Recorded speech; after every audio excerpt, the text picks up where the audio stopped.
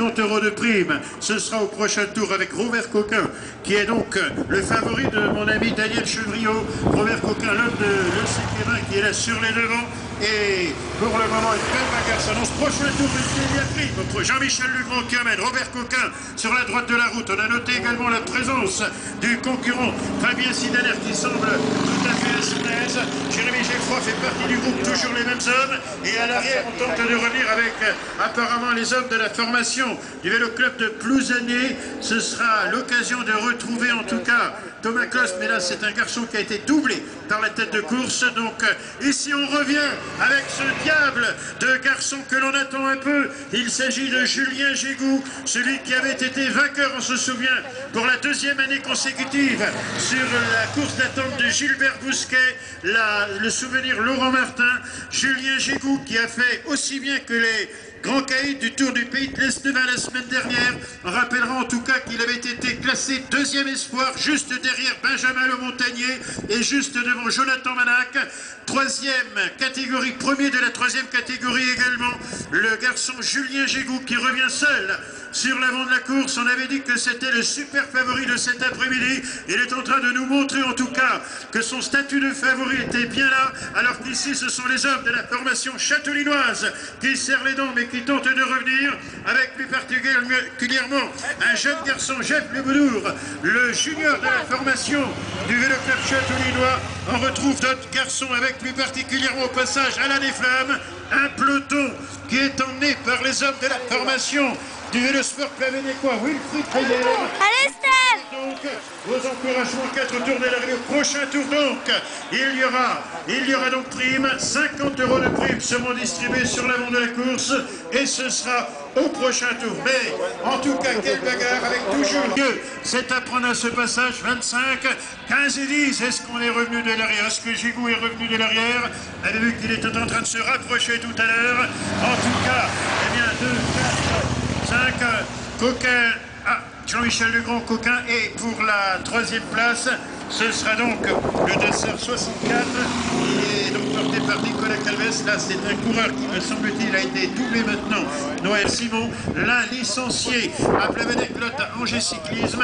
Et nous allons donc nous tourner maintenant vers le peloton à 3 tours de l'arrivée. Un peloton où l'on retrouve aux avant-postes le concurrent de la formation donc de Plestin également, Antonio Freitas, alors qu'ici c'est un deuxième peloton avec le Sébastien Lenaour, le spécialiste du VTT, champion de France de VTT avec son camarade Joannico, lui qui avait terminé en deuxième position. C'était il y a 15 jours maintenant, lors justement de la Coupe de Bretagne de VTT. Sébastien Lenaour qui tentait de secouer ce peloton, toujours à l'avant. 5 hommes, 25, 15 et 10. C'est à prendre à ce passage Jean-Michel Legrand qui emmène dans ce groupe. Jean-Michel Legrand donc, qui est là sur le devant, 25, 15 et 10.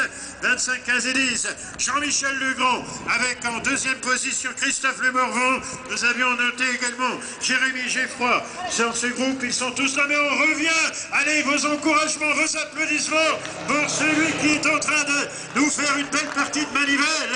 Julien Gégou avec 17 secondes, on se rapproche petit à petit, 3 secondes. C'est l'un des grands spécialistes du cyclisme du côté châteaulinois, l'homme de Telgruc qui avait fait mieux que de se défendre dans le peloton des juniors. Attaque à nouveau ici avec les hommes de la formation du Drenec et plus particulièrement de Jérémy Salin. Jérémy Salin qui lance son attaque à 2 tours de l'arrivée. Sans aucun doute bien faire devant ses dirigeants. Il fait partie aujourd'hui de la formation des Vélosport Planécois. Jérémy Salin, le spécialiste de la piste, lui qui avait terminé en 13e position à Plestin. Et à l'arrière, on serre un petit peu des dents avec ici Guillaume. On pourrait retrouver l'homme de l'EC Kérin, ce serait bien Coquin qui serait là sur les devants, et je vous demande de le saluer par des applaudissements. Seul à un tour de l'arrivée, Robert Coquin qui revient donc à son meilleur niveau.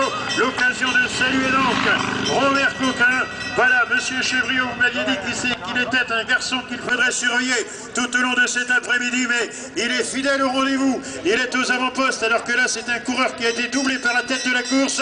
La suite maintenant avec un tour de l'arrivée. Sous vos applaudissements, le passage des concurrents, il le mérite bien avec avec les concurrents donc Fabien Sidaler avec toujours les mêmes garçons qui sont là et me semble-t-il Jérémy Geffroy peloton comme il se doit, c'est-à-dire par des applaudissements. Allez, à votre tour de les encourager pour leur dernier tour. Vos applaudissements, vos encouragements avec Nicolas Lebrun qui entame une belle chevauchée avec d'autres concurrents encore qui tentent de sortir de ce groupe. En tout cas, un peloton à un tour de l'arrivée avec un homme seul en tête. Il s'agit de Robert Coquin, un homme seul en tête. La différence qui existe, Robert Coquin qui va s'imposer sur la 19e édition de la Routière. Bravo Robert, on le retrouvera dans quelques instants sur le podium.